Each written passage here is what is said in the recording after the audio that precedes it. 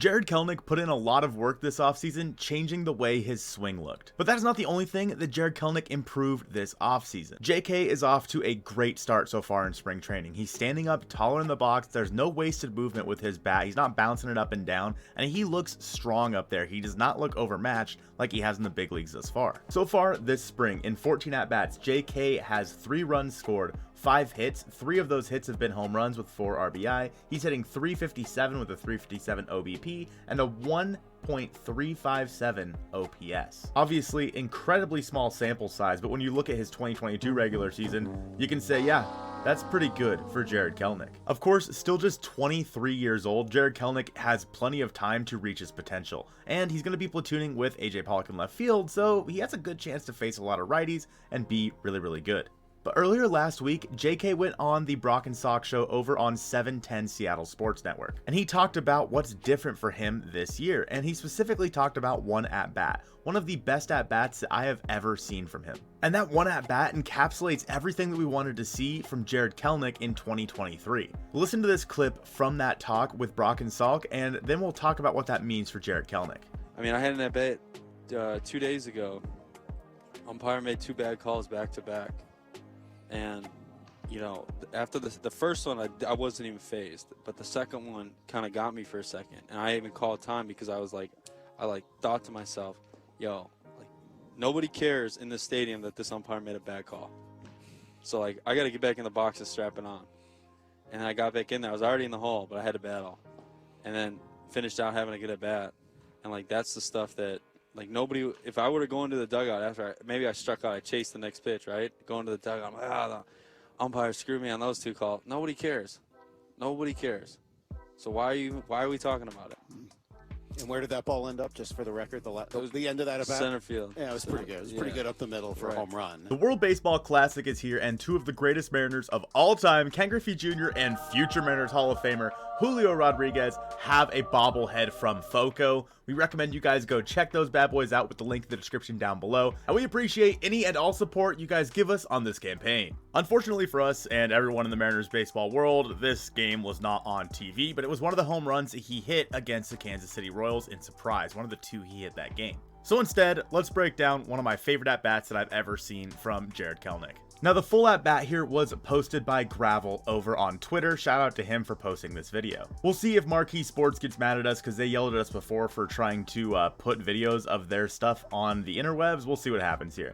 Obviously, Roenis Elias on the mound, a left-handed pitcher. And you can see Jarred Kelenic is standing up way straighter in the box. We've seen him really hunched over. We've seen him wiggling the bat around. But this time, he's standing up straight in the box and doesn't look overmatched. Now, let's watch the first pitch from Elias here. JK doesn't necessarily love that call. It was a curveball on the outside corner for him. The second pitch here, he takes a hack, but unfortunately, he was a little late on that pitch. Roenis Elias back on the mound with an 0-2 pitch to JK, and JK swings and just fouls it off, taking it basically out of the catcher's glove. Again, a breaking ball from the pitcher here, and JK had such trouble with breaking balls. It's just nice to see him making contact. Still the 0-2 count from Elias. He takes this pitch and fouls off another one. JK's fighting for his life in the box, and he's going to show Roenis Elias exactly what he's been working on. JK steps into the box and fouls another breaking ball off from Roenis Elias, so he's not being fooled by the breaking ball. Again, reading into spring training at-bats is never a great idea, but it's a process that JK's gone through in this at-bat that really impresses me and gets me excited for his 2023. Elias comes again with the 0-2 pitch, a fastball this time, and JK takes it out deep to left field. He stayed with the pitch, let it get deep, and then smashed it to left field for a home run. The process for Jarred Kelenic there was getting the pitch that he wanted. He didn't love the call from the umpire, and we've seen Jarred Kelenic have trouble with that in the past. But the mentality that Jarred Kelenic has found is really important here. Nobody wants to hear you, pardon my language, nobody wants to hear you bitch. Like, go do your job. Here's another at-bat, this one posted by Joe Doyle over on Twitter, and this at-bat specifically JK talked about. He takes the first pitch down and in. He had trouble last year staying away from that pitch. He fouls the second one off. He was almost on that one. He takes another one down, and then the next one he takes up. He has a 3-1 count. He knows a fastball is coming, and he smashes the ball. unfortunately right to the second baseman, but last year or even the year prior, we would have seen Jarred Kelenic get really upset with that. We would have seen Jarred Kelenic throw his helmet, have a little tantrum, but not in 2023. JK realizes now that the other players get paid to do this too. He made a great play, all you can do is tip your cap.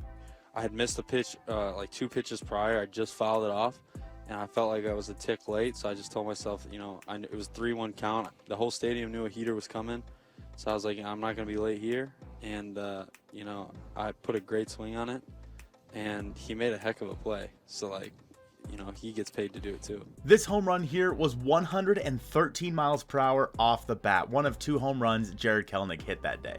JK's ability to hit the ball hard has always been there. It was just making contact that has been tough for him the past few years. Jarred Kelenic has always had all of the talent in the world, but unfortunately for him, he's never been able to get out of his own head. He has always been his own worst enemy. Kelnic has talked about how he's worked with a ton of different coaches this year and how the Mariners specifically wanted that to happen. He had a lot of voices, he's talked about it before, that he had so many people telling him different things that it just got in his own head. He's trying to do too much at the plate. He finally looks comfortable up there playing the game that he has always been so good at. And for the Mariners, Jarred Kelenic is the key to all of this. If he can perform in 2023, the Mariners are going to go so much further than if he falters once again. With that being said, there's also a wild card that could be on the Mariners roster that would also play a huge role for them. We have that video on the screen now. I appreciate you guys watching this one, and go Mariners.